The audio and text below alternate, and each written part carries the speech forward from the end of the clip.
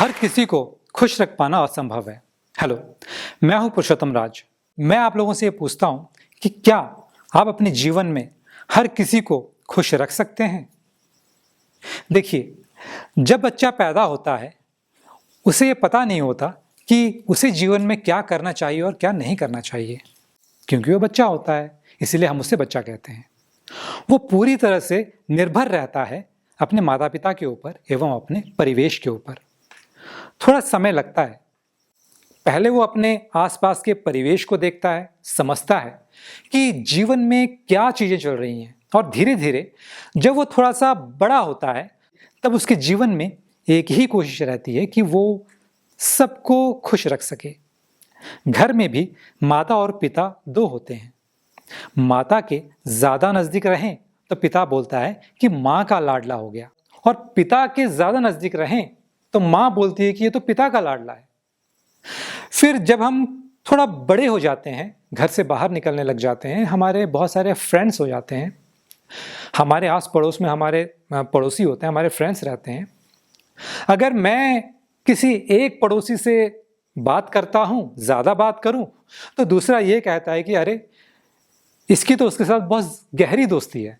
एक असमानता जो है लोग पहले से ही देखने लग जाते हैं। और क्या सच में ये असमानता होती है? और इसका उत्तर फिक्स नहीं है, क्योंकि ये डिपेंड करता है आपके परिस्थितियों के ऊपर। मान लीजिए आपके घर में माता और पिता दोनों हैं, और सच बात यह है कि आप दोनों के बिना अधूरे हैं, क्योंकि दोनों के बिना आपका जन्म ही नहीं हो सकता है।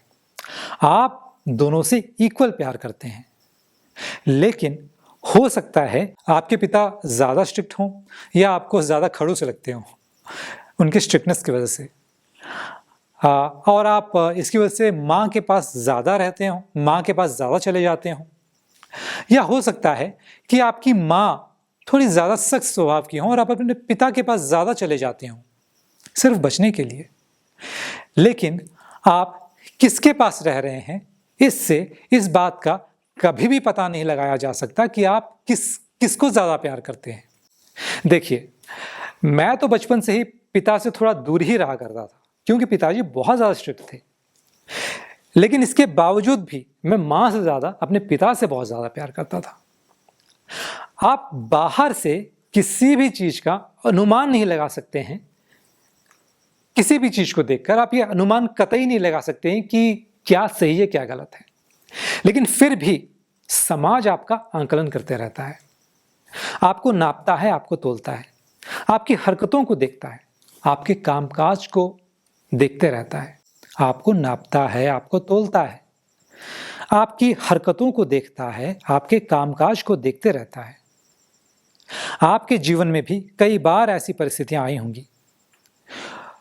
लोगों का इस प्रकार का रवैया देखकर आपने सोचा भी होगा कि मैं दीवार में अपना सर ही फोड़ डालूं। आखिर लोग ऐसे क्वेश्चंस करते ही क्यों हैं कि तुम किससे ज्यादा प्यार करते हो, तुम्हारा झुकाव किसकी तरफ ज्यादा है? जब हमें इस तरह के प्रश्नों का सामना करना पड़ता है तो अजीब सी सिचुएशन पैदा हो जाती है, और यही बात बढ़ते बढ़ते आपके वर्क प्लेस पर आ जाती है या आपके वर्किंग एरिया में आ जाती है, और यहाँ तक कि जो मेजर लाइफ का पार्ट है इन चीज़ों से काफ़ी प्रभावित होने लगता है। आपके जीवन में एक कोशिश रहती है कि आप सबको, मतलब सभी लोगों को खुश रख सकें, प्रसन्न रख सकें, चाहे वो आपका परिवार हो, आपके रिश्तेदार हो, आपके मित्र हो, यहाँ तक कि जहाँ आप जॉब करते हैं, वर्क करते हैं, आपके बॉस हों या आपके कोलीग्स हों। लेकिन जितना आप झुक कर रहेंगे, लोगों से मिलकर रहने की कोशिश करेंगे, आप देखेंगे कि हमेशा कोई ना कोई पक्ष या विपक्ष सदा ही रहेगा। हिंदी में एक शब्द है अजात शत्रु, यानी ऐसा व्यक्ति जिसका कोई शत्रु ही नहीं होता। लेकिन ये सिर्फ शब्द भर ही हैं, क्योंकि इस ब्रह्मांड में आज तक ऐसा कोई पैदा नहीं हुआ जिसका कोई शत्रु ही नहीं हुआ हो, और वो अजात शत्रु हो। मुझे नहीं लगता कि मुझे नहीं लगता कि किसने इस शब्द की रचना की, क्योंकि मुझे मेरी ज़िंदगी के एक्सपीरियंस में ऐसा देखने को कहीं नहीं मिला कि कोई अजातशत्रु है। और दूसरी बात ये कि जब मेरे जीवन में भी ये सब घटनाएं होने लगीं, मेरा परिवेश कह लीजिए, फॉर एग्जांपल मेरा वर्क प्लेस, मेरा बॉस, मेरे कोलीग्स, मेरी हमेशा यही कोशिश रहती थी कि मैं परफेक्टली अपना काम करूं और प्रॉपर आउटपुट दूं, सभी लोगों को खुश रख सकूं, भले ही खुद को डाउन रखना पड़े। पर हमने कभी भी अपनी सुपीरियॉरिटी किसी के ऊपर नहीं झाड़ी ताकि एक हैप्पी एनवायरनमेंट बने। पर सारी कोशिशें असफल, सारी कोशिशें बेकार।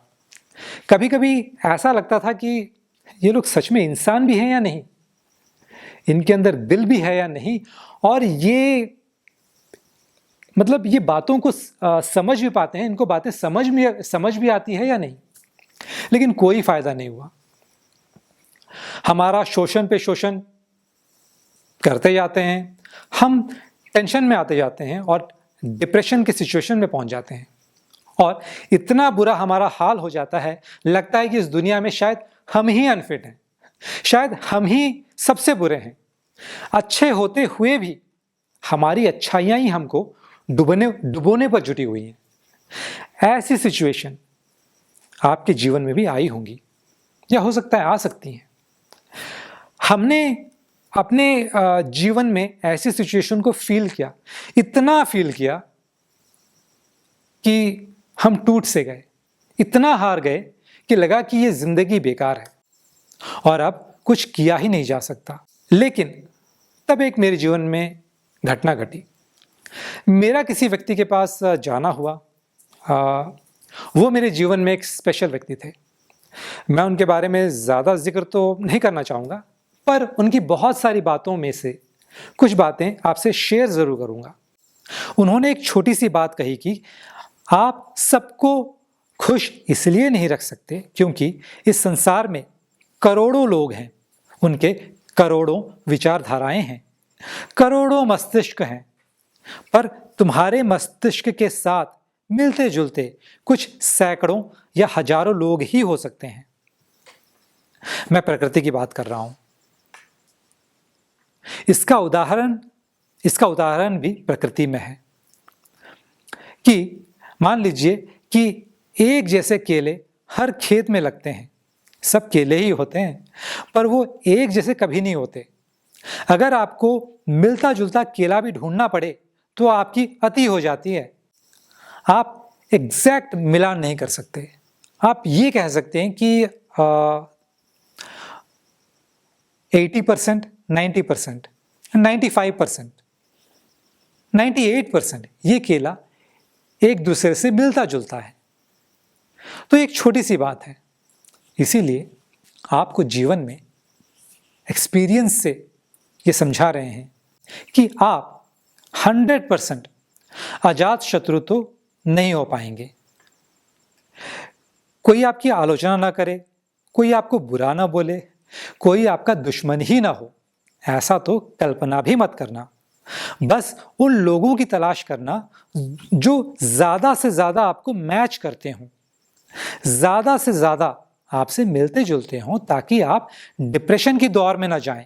और यदि आपको कभी आलोचना का सामना करना भी पड़े तो आप स्ट्रेस में ना जाएं, बल्कि ये समझें कि ये नेचर है और डाइवर्सिटी इस नेचर का गुण है। तो आपकी जो कोई भी आलोचना करने वाले हैं या करने लगते हैं, आप उनको एंजॉय कीजिए। ठीक वैसे ही जैसे मान लीजिए जंगल में फूल भी हैं और कांटे भी, तो आप कोशिश कीजिए कि अपना फोकस कांटों की ओर न रखकर फूलों की ओर रखें। जब आप सिर्फ फूल ही इकट्ठा करने जंगल में गए हैं तो 2-4 कांटे लग भी गए तो आपको तो खुशी होनी चाहिए कि मैंने इतने सारे फूल इकट्ठे कर लिए हैं। वैसे भी आपके जीवन में हजारों बेवकूफ आ जाएंगे, आपकी आलोचना करेंगे, आपको परेशान करेंगे कि तुम सही नहीं हो, तुम ठीक नहीं हो, तुम ये ठीक नहीं कर रहे, तुम वो ठीक नहीं कर रहे। आप कोशिश कर सकते हैं पर आप सभी को प्रसन्न नहीं रख सकते, हर किसी को प्रसन्न नहीं रख सकते। इसीलिए जीवन को बर्बाद मत कीजिए, इसे डिस्ट्रॉय मत कीजिए। हमारी तरह हर किसी को खुश करने में जुटे मत रहिए। हजारों लोग पैदा होते हैं हर दिन, हजारों लोग मर भी जाते हैं हर दिन। कितने लोगों को खुश कर लेंगे आप? हर दिन कितनों को खुश करेंगे? लोगों की बाढ़ सी आ रही है।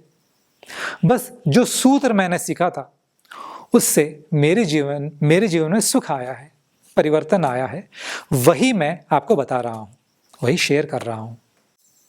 जंगल में जाना है, बहुत सारे फूल इकट्ठे करने हैं और फूल इकट्ठे करते समय दो चार कांटों का रगड़ लग भी गया तो महसूस नहीं होना चाहिए, महसूस नहीं होती। आपको तो फूलों की प्रशंसा करनी चाहिए, उनके गुण देखने चाहिए। इसीलिए आपके आसपास जो आपकी प्रशंसा करने वाले लोग हैं, आपके लाइक माइंडेड वाले लोग हैं, अगर आप उनकी तरफ फोकस करेंगे तो ये कांटे अपने आप ही, क्योंकि इनकी उम्र छोटी होती है, बीत जाएंगे, खत्म हो जाएंगे।